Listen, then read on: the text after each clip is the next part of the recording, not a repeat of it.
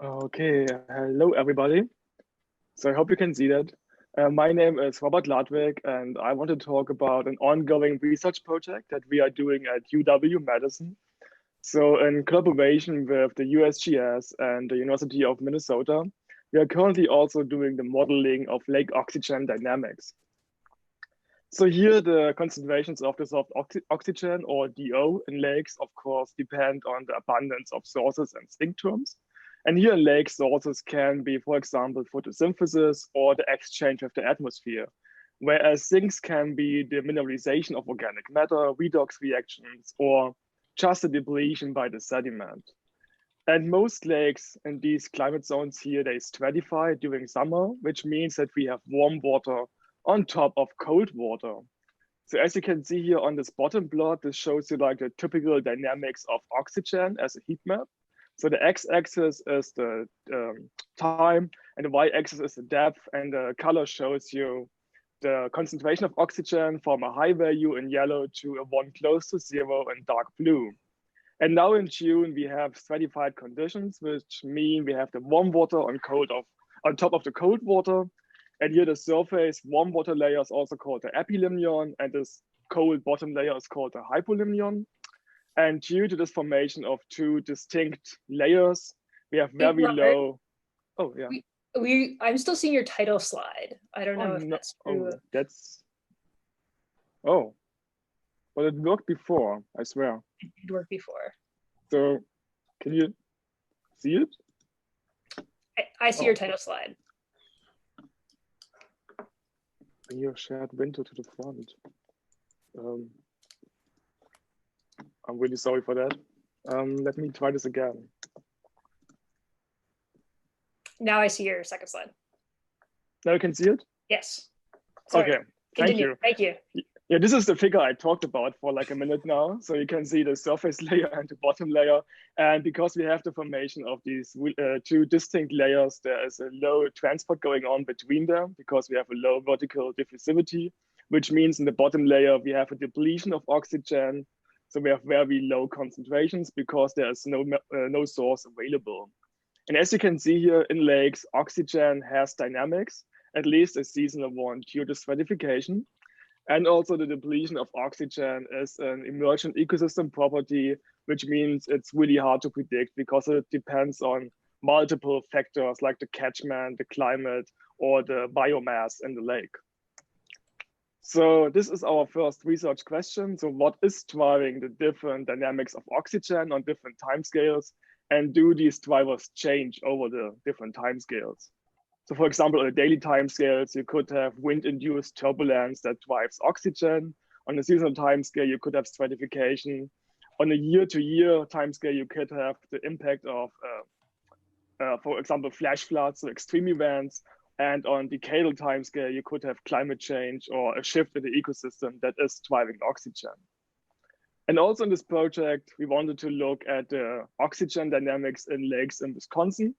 So we are really lucky here because we have the NTL-LTER program, which is a monitoring program which is active since the 1980s. So we have long-term data sets about our lakes here. So these lake ecosystems are well understood and studied systems. So in this study, we included 5 lakes from the north. These are nutrient-poor lakes that are influenced by a forest catchment. And we also added 4 lakes from the south. These are nutrient-rich lakes, and they are heavily influenced by an urban and agricultural catchment. So our main research question here was, what is driving the difference between the rural northwoods against the urban south?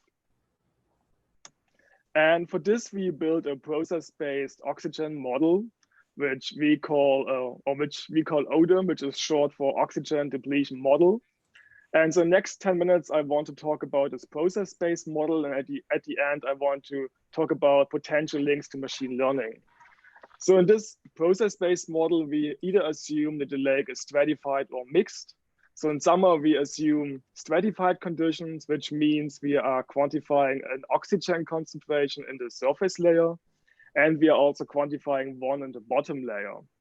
And as you can see on the left side, all these concentrations are influenced by different flux terms. For example, the exchange with the atmosphere the net ecosystem production, or also a transport between the top and the bottom. And there's also a sink by the sediment. But once the layer shifts to mixed conditions, we only have one layer. So we are only tracking down the total dissolved oxygen concentration. And here, this ordinary differential equation is just expressed at the end as a set of linear difference equations.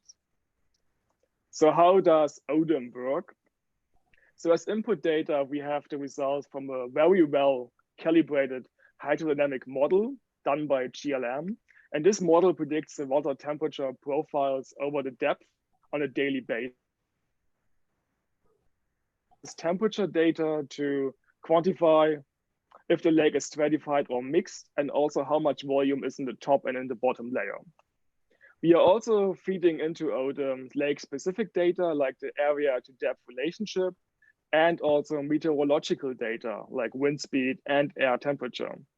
And at the end, at the bottom, you can see how ODEM works. For example, at the beginning, the lake could be completely mixed, so we only quantify one oxygen concentration. Then summer kicks in, so now we have two layers. We have the surface and the bottom layer. And at the end, we have again a shift to completely mixed conditions. At this moment, we are ignoring winter stratification dynamics in this process-based model. So how do we do the model fitting? So all these fluxes I have shown earlier, they all depend on an ideal flux rate, which we call flux 20, which is kind of a black box. So we are using STAN, which is a Bayesian statistical model to estimate these flux 20 parameters by running multiple chains of the model again and again. And every time when we had a new observed data point for oxygen, we estimated these flux 20 parameters again, and also when there was a shift from stratified to mixed conditions or vice versa. And here to do this all in a Bayesian way, we also assumed at the beginning that all these flux 20 parameters follow a normal distribution, and that every subsequent estimation of these flux 20 parameters depends on the prior mean. And in this way, we implemented some kind of random walk into the model fitting. So each lake was fitted specifically with this Bayesian model, and we got very well replications of the oxygen dynamics for each lake. And I want to show you like the first results for time series fits. So here you can see the time series of Lake Mendota. So every plot shows you 1 year. The x-axis is the day of the year, and the y-axis is the oxygen concentration. Here the lines show you the modeled results, and the dots show you the observed data. And red is the surface layer, green the bottom layer, and blue dots are observed data points during mixed conditions. And as you can see here for this Lake Mendota, the results are very good. So our model replicates the dynamics of oxygen very well. If we quantify the fit for all the lakes, as you can see here on the right side with a plot of the next Sutcliffe coefficient or efficiency on the x-axis against the root mean squared error on the y-axis, most of our lakes have an NSE above 0.85, so a really good fit. And also the RMSE is below 1 milligram per liter. We only have one outlier, which is on the top right. This is Lake Winkwa, which mixes often during summer. It's also nutrient rich and is a very shallow lake. And so now we know that these configurations of lake systems, they don't work with our process-based model. So this is a really important limitation that we now know. So I want to show some results of the process-based modeling.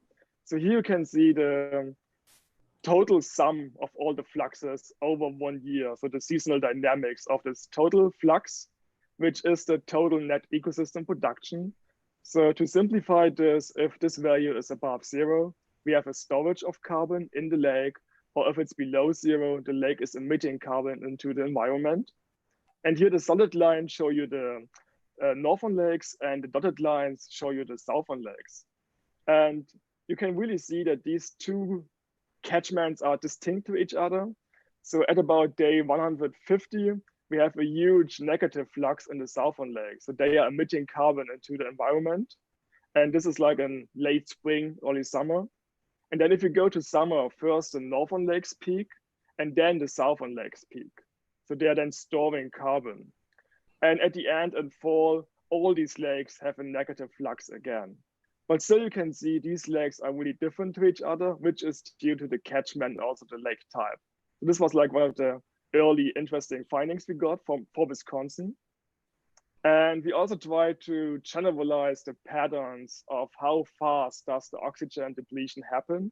So here on the left side, you can see, or please remember that sometimes the green line goes like really fast or sometimes really low. So the concentration at the bottom.